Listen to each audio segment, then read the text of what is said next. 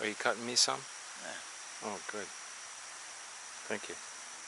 One of my engineering professors told me when I was going to college, he said, civil engineering is the second oldest profession. And I didn't know what he meant by that. But I began to learn that as I became a civil engineer and worked in the field. And I decided that I really didn't want to do this anymore. And so one day, I owned an office building with a partner. And I went into my partner's office and I said, Woody, he was a lawyer. And I said, Woody, I want out. I don't want to be here anymore. I just want out. And I said, you got to buy me out. He says, I don't have any money, which was bullshit. But, I said, okay. Well, I said, you got $1? And he says, yeah, I got $1. He says, all right. I want the $1. But you write up the deed and all that shit, and I'll be back in an hour. We'll sign it, and I'm out of here. So he wrote up the deed, came back, and says, you get the $1? He says, yeah. So I signed the deed. He says, where's my $1? He gave me 4 quarters, wouldn't give me a $1 bill. He was afraid I was going to frame it. So I said, well, what am I going to do with these 4 quarters? So I went down the street. There was a hot dog stand. And I used to eat lunch there occasionally when I had my business. And so I went to the hot dog stand guy. Hot dogs were $2.50, But I went to the guy. I said, listen, I just sold my business. I got $1 for it. That's all I got, 4 quarters. You got to sell me a hot dog for $1. He says, well, all right. You've been a good customer. Okay, I can do that. So I bought the hot dog, and it was the best hot dog I ever ate. The absolute best hot dog I ever ate. And then I said, well, I gotta do something. So I started washing pots and pans. Now I was married at the time, and for those of you who have been involved with a wife, you can imagine how well this went over when I came back that night and told her what had happened that day.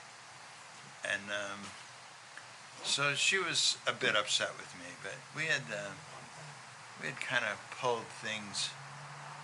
We'd kind of pulled each other's chain quite a bit over the course of our marriage, and so this was just another lump in the road. It was no big deal. We got over it.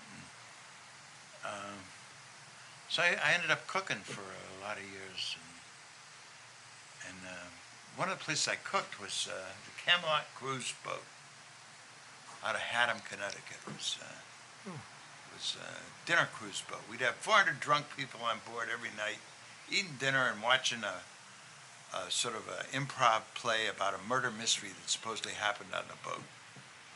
And I was washing pots and pans for this, and after a while I got so, they needed somebody to run the engine room. So I ran the engine room, and then they needed somebody to work the ropes on the deck, and I did that.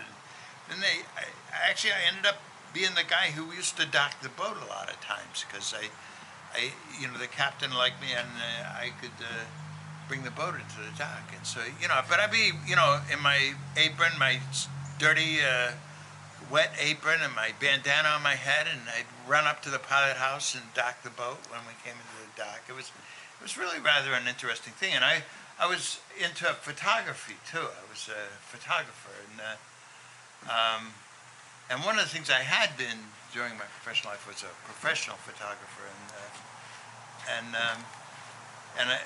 working mainly with portraits. So this captain, we used to take these boats sometimes across the Long Island Sound to Long Island,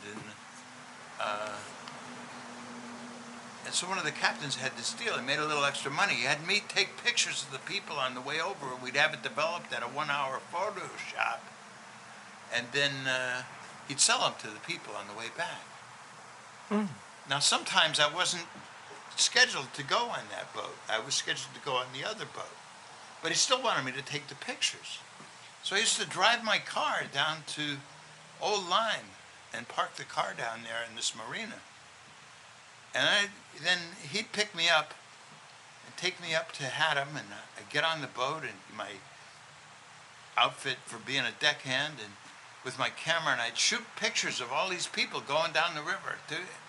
And then when we got down to Old Lyme, the mouth of the river, he'd say, okay, and I'd strip out of my stuff, hand him the camera, he'd slow the boat down, and I'd jump overboard and swim ashore and get in my car and drive back up and then work the day on the other boat, you know. And it was like something out of a James Bond movie. It was really kind of a wonderful thing. I kind of felt like, God, I'm in my mid-40s and I got this really wonderful job. I'm not making, you know, I'm making like $6 an hour, but it was like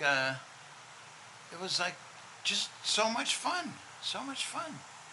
And one night actually, I'm looking up, you know, we had night vision goggles, you know, like, well, but just binoculars, you know, and I'm looking up and I see this weird cluster of stars up kind of in this, it was a summer night, look up and I see this. I said to one of the mates who was pretty good with astronomy, I said, what is that cluster? He says, oh, that's Broca's cluster. That's the coat hanger cluster. See, it looks like a little coat hanger. I says, oh yeah, I see that. That's pretty cool.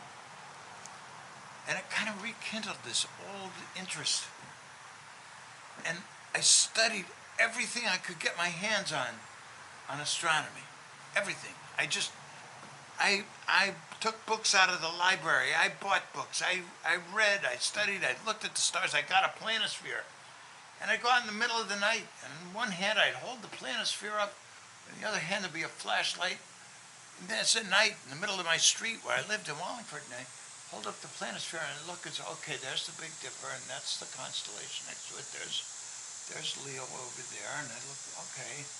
And so I'd learn a constellation. I did that for a year, and I learned all the constellations in the sky that you could see around here. And then I started learning some of the stuff that you could see with binoculars, you know, and I wanted a telescope, and I didn't have a lot of money, so I built my own telescope, and I kind of came up with this sort of unique design. I remember I had this friend of mine. This guy was an amazing dude. He was actually a musician. He was trained as a musician.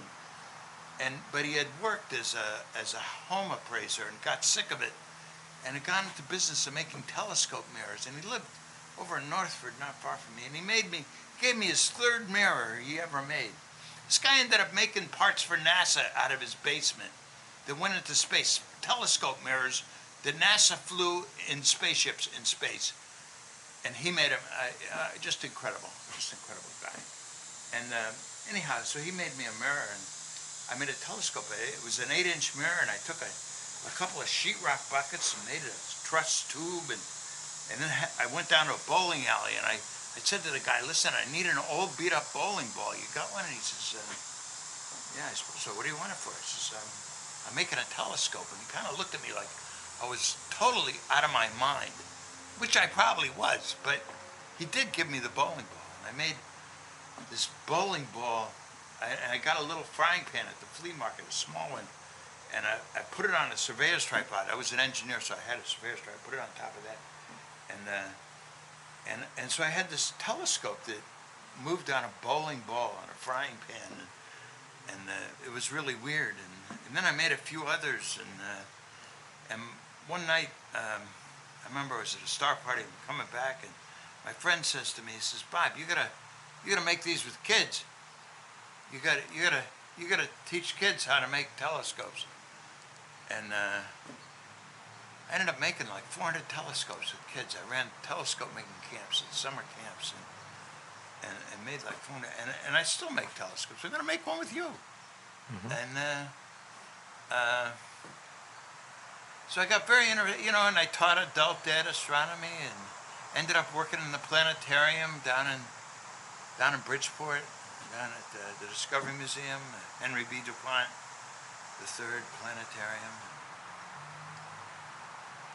my wife got sick, and she got Alzheimer's, and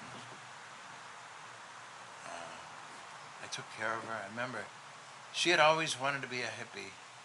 She had never been able to be a hippie, felt like, and she wanted to travel around in a Volkswagen van. So before she got too bad, I bought this Volkswagen van, and we traveled all over the country. Just traveled all over. Went out to Death Valley, different places all over. And finally she got too sick to travel anymore. And she ended up, she couldn't handle it anymore. She committed suicide. She jumped in front of a car coming up 91, out in front of a tow truck coming up 91. Was killed instantly. And I couldn't stay in the house. I stayed in. My buddy had a place he looked after up in Bethany. And I said, mind if I stay up there in my little Volkswagen camper? And he said, no problem. And I stayed there for a while in the camper. And I said, no, I want to build a wigwam out in the woods. And so he said, all right. So I, got the bent sticks and made like a Native American type wigwam. I think he thought I was going to stay for like 2 weeks initially, but instead I stayed for 3.5 years in this wigwam. Ran into this woman down at the Unitarian Church. Started hanging out with her. So that's kind of where I am now. I mean, I got this little apartment up in Cheshire, and I live part-time at the Unitarian Church, and I kind of discovered New Haven. This is Hampton, but this is like part of New Haven. This is East Rock, and I find New Haven such an alive, beautiful. I want to say juicy place. It's a juicy place. It's kind of the real deal. It's like you meet a lot of people here that at least I do, that I feel very, very much connected with. People that are not your average bear. I don't consider myself an average bear. I'm as my woman Fred says, I'm Abby normal. Abby normal. Not normal. And but you know what? I got a smile on my face. You did? So that's a little bit about me.